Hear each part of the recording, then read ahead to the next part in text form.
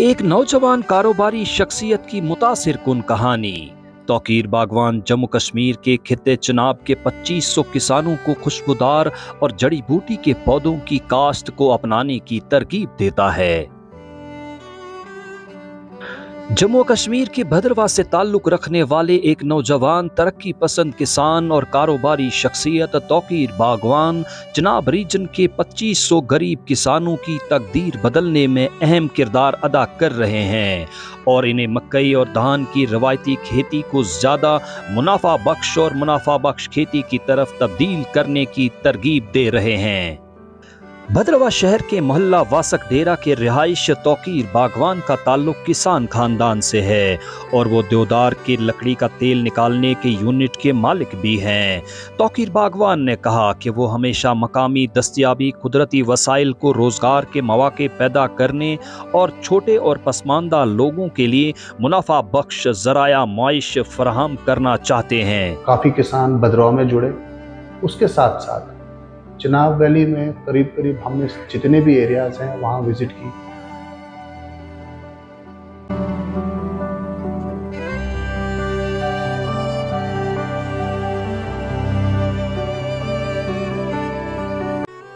तौकीर के वालिद अब्दुल गफ्फार बागवान, जिन्हें तिब्बी और खुशबूदार पौधों का वसी इल्म है जो हिमालय के पहाड़ों में बुलंदी पर उगते हैं, अपने बेटे की हौसला अफजाई करते हैं कि अगर वो ज़िंदगी में कामयाब होना और अपना नाम कमाना चाहते हैं तो इसे मकामी लोगों को शामिल करके कुछ मुनफरिद करना चाहिए। अपने वालिद के ख्यालात से मुतासिर होकर तौकीर ने सिर्फ अपने खानदान की 10 कनाल ज़राया अराजी को धान के खेतों से खुशबूदार लवेंडर में तब्दील किया, बल्कि दूसरे किसानों को भी खुशबूदार और जड़ी बूटी के पौधों की काश्त शुरू करने की तरगीब देना शुरू कर दी।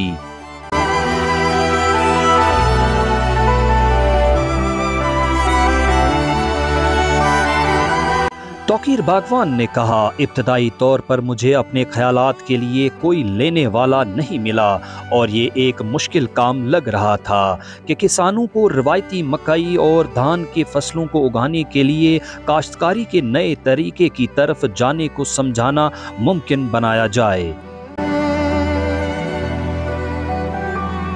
इस लम्हे का अहम मोड़ उस वक्त साबित हुआ जब 2016 में CSIR IIIM के जरिए साइंस और टेक्नोलॉजी की वजारत ने अरोमा मिशन शुरू किया। इसकी वजह से इस पहल ने जोर पकड़ना शुरू किया, जिसके नतीजे में आज 2500 खानदान कामयाबी के साथ गैर मुल्की लवेंडर उगा रहे हैं और भद्रवाह हिंदुस्तान में लवेंडर का सबसे बड़ा प्रोड्यूसर बन गया।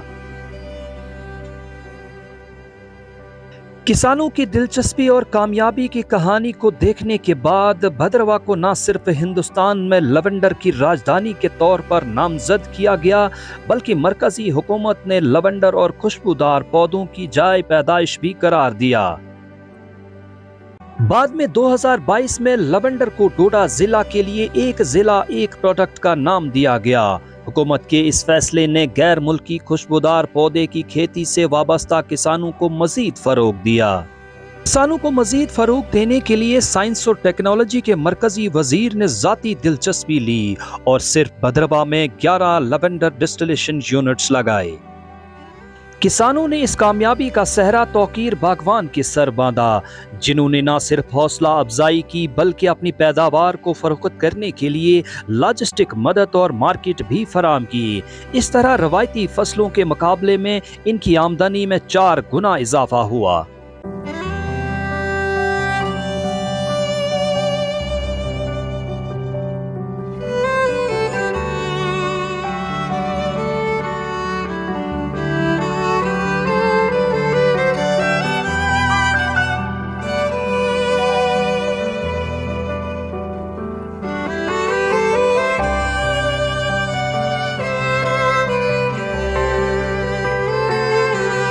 शुरुआत में इस फार्मिंग की तरह जो मेरा आइडिया था एरोमेटिक क्रॉप्स लेवेंडर फार्मिंग का, तो शुरुआत में कोई भी किसान इसको एक्सेप्ट करने के लिए तैयार नहीं हो रहा था, इसको लगाने के लिए बिल्कुल तैयार नहीं हो रहा था। जिससे भी बात करते थे वो यही बोलता था कि नहीं, हम इस फार्मिंग में नहीं आए हैं, क्योंकि उनका दिमाग सेट था ट्रेडिशनल क्रॉप की तरफ। उनका एक कैलकुलेशन थी कि अगर हम कल्टीवेशन ट्रेडिशनल क्रॉप जो करते हैं तो उसमें जो फ़ायदा होता है, तो उनकी एक कैलकुलेशन सेट थी। तो जब हम उनको कैलकुलेशन देते थे, वो बताते थे कि इस फार्मिंग में ऐसा होगा, तो उनको यकीन नहीं होता था। वो इस चीज़ को बिल्कुल भी नहीं मानते थे कि नहीं ऐसा भी हो सकता है या नहीं। तो इसमें शुरू में तो बहुत दिक्कत आई। हमने क्या किया, उसके बाद हमने जब सोचा कि फार्मर्स या किसान इसकी तरफ नहीं जुड़ रहा है, तो हमने क्या किया, अपना एक पैच पकड़ा, 10 कनाल की एक जगह पकड़ी, उसमें हमने स्टार्ट किया। तो वो जब हमने स्टार्ट की तो कुछ फार्मर्स ने उसको देख के उनको भी यकीन आया कि अगर ये इन्वेस्टमेंट कर रहे हैं खुद से भी, तो 2-4 कुछ चंद किसान जो सामने आ गए, उन्होंने भी शुरू किया। तो बहुत अच्छे किसान रहे वो हमारे, जिनको देख के काफ़ी किसान भद्रवाह में जुड़े। उसके साथ साथ चिनाब वैली में करीब हमने जितने भी एरियाज़ हैं वहाँ विज़िट की, डिफरेंट इलाकों में, डिफरेंट गाँव में, ऐसे गाँव में विज़िट की हमने जो बिल्कुल फार फ्रॉम, जैसे हुद है, भले इसके कुछ एरियाज़ हैं, लुडू कांसर है। तो ऐसे एरियाज़ में हमने जब विज़िट की तो वहाँ हमने देखा कि इनको मक्की के अलावा, मक्की भी ज़मीनों से कुछ मिल ही नहीं रहा है। तो उनको जब हमने समझाया तो थोड़े बहुत किसान वहाँ से हमें जुड़ने स्टार्ट हो गए। तो बट उनसे भी हमने एक गारंटी ली, अगर तुम्हें इसमें कुछ भी प्रॉब्लम आती है, कोई नुकसान होता है, तो वो जो आपकी ट्रेडिशनल क्रॉप से जो कमाई होती थी वो आप हमसे ले लें। तो ये गारंटी लेने के बाद किसान आगे जुड़े। तो आज 2000 से 2500 किसान जुड़े हुए हैं इस फार्मिंग से। तो इसमें IIIM CSR का काफ़ी साथ रहा, और ख़ासकर मेरे फादर साहब जुल्फ़ार बागवान साहब, जो रात दिन मुझे मोटिवेट करते रहते थे कि इस फार्मिंग की तरफ आओ, इस एरोमेटिक क्रॉप्स जितनी भी है उनकी तरफ लोगों को लाओ, खुद भी आओ, तो ये बहुत बड़ा फ्यूचर बनेगा इस इलाके के लिए, अपने लिए। तो उनकी मोटिवेशन से मुझे काफ़ी बूस्ट मिलने लगा और मैं रात दिन इसमें जुड़ गया।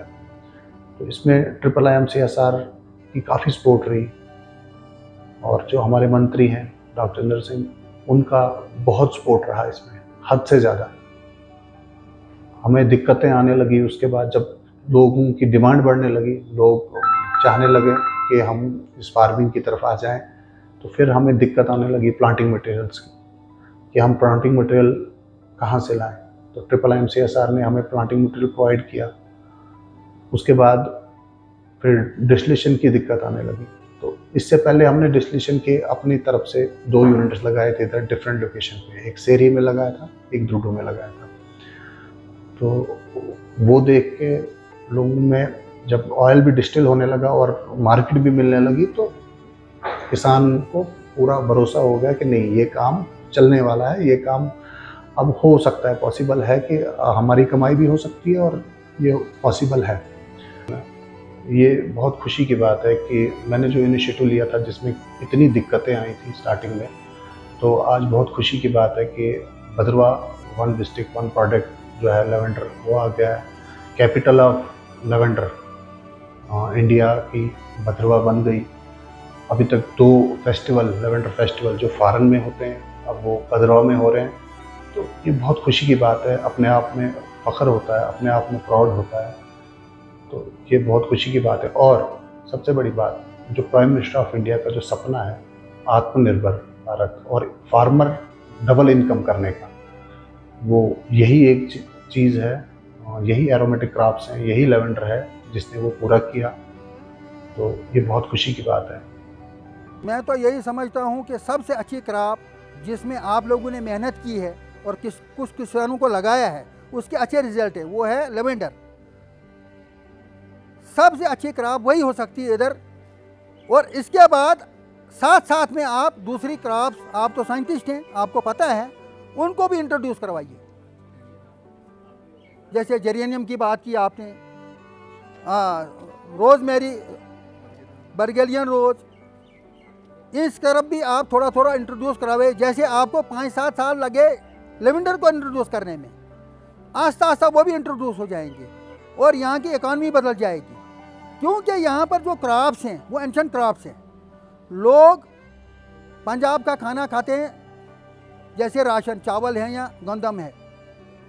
सब्जी खाते हैं जम्मू की, और नासिक महाराष्ट्र का एक डिस्ट्रिक्ट है, वहाँ का प्याज खाते हैं। यहाँ पर तो कोई लोग लाइन लगाते हैं जान। और दूसरी बड़ी प्रॉब्लम जो अभी आपके काजी साहब ने भी फील की है, आपने भी फील की है, यहाँ पर ज़्यादा से ज़्यादा मक्की लगाते थे लोग, उसको तो मंदिर ही ख़त्म कर देते हैं। और ये जो आपने क्रॉप बताई, इसमें बंदर का कोई ख़तरा नहीं, इसमें पानी की भी उतनी ज़रूरत नहीं, और आमदन भी बाकी क्रॉप से बहुत ज़्यादा। उसका अभी काजी साहब से हमने सुना, उसका जो हम फेंक देते हैं डिस्टिलेशन के बाद, उन्होंने बोला उसकी अगरबत्ती बन सकती है, वो भी नहीं फेंकना है। उसका पानी जो फेंक देते हैं हम, वो भी नहीं फेंकना है। मैं बोलता हूँ इससे अच्छी फसल यहाँ पर कोई नहीं होगी, इससे अच्छी फसल हो ही नहीं सकती। और इस पर आपको ध्यान देना है बाकी इलाके, क्योंकि यहाँ पर सूटेबल क्लाइमेट है जो आपको फेवर करती है, आपके मिशन को फेवर करती है। फकीर बागवान की बात है, उनका खाली एंटरप्रेन्योर नहीं है, वो सिर्फ एक बिजनेसमैन नहीं, बल्कि जो लेवेंडर है वो एक मिशन की तरह उन्होंने चलाया। ये बहुत बड़ी बात है कि भद्रवाह जैसी वादी में, जहाँ लोग अपने ट्रेडिशन को छोड़ना पसंद नहीं करते हैं, जहाँ पे अपने लोग, यहाँ के लोग जो अपनी जड़ों से जुड़े हुए हैं, चाहे वो यहाँ का कल्चर हो, चाहे यहाँ के रस्म व रिवाज हों, चाहे यहाँ के लोगों का पढ़ने का तरीका हो, रहन सहन का तरीका हो, वो नहीं छोड़ते। यहाँ पर एक नई चीज़ लेके आना और लोगों को मोटिवेट करना कि वो ट्रेडिशनल कल्टीवेशन ऑफ मेज़ को छोड़कर रिलेटिवली एक नई चीज़ को अपनाएं, जिसका उनको कुछ भी पता नहीं है कि लेवेंडर के फ़ायदे क्या। उनको खाली ये पता है कि लेवेंडर का नाम तक जिनको मालूम नहीं था, ये तो बात दूर की कि इससे कोई एरोमेटिक आयल्स निकलते हैं, एरोमेटिक प्लांट है, इसकी मार्केट इंटरनेशनल मार्केट है, या ये एरोमा थेरेपी में यूज़ होता है, जिसका किसी भी किस्म का दूर दूर तक इस चीज़ का किसी को नॉलेज नहीं था। तो वहाँ पर वो चीज़ इंट्रोड्यूस करना और उसको यहाँ तक ले जाना कि उस आज की डेट में लेवेंडर को भद्रवाह को लेवेंडर की राजधानी पूरे इंडिया में कहा जाता है। और यहाँ को जो 1 डिस्ट्रिक्ट 1 प्रोडक्ट बना है, लेवेंडर की राजधानी बना है।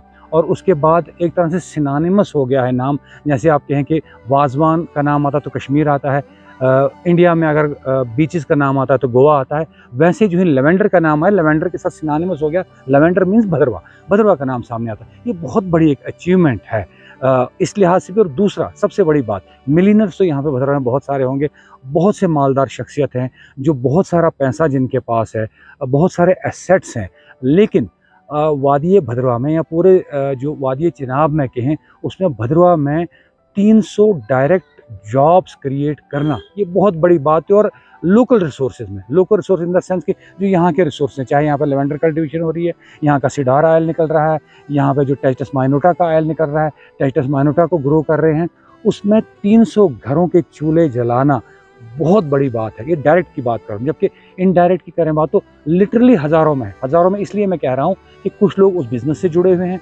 लेवेंडर के बिज़नेस से या टेस्टस माइनोटा के बिज़नेस से या इवन गुच्छियों के बिज़नेस से या सिडार आयल के बिज़नेस से जुड़े हुए हैं डिफरेंट तरीके से। चाहे कोई लेबर सप्लाई कर रहा है, चाहे कोई अपनी गाड़ियाँ लगा रहा है उनके साथ, चाहे कोई अपना जो है और किसी तरीके से इनके साथ जुड़ा हुआ है, वो करे, वो बहुत बड़ी बात है। इस हिसाब से जो तौकीर बागबान का जो रोल है इसमें, ये बहुत बड़ा, ये बहुत बड़े ना तो देखिए। और इसमें एक बात ये भी कि जो अब्दुल गफ्फार बागवान साहब, उनके फादर, और वो कोई बॉटनी के स्टूडेंट नहीं रहे हैं या बॉटनी के कोई स्कॉलर नहीं है, लेकिन उनका नॉलेज अनमैचेबल है।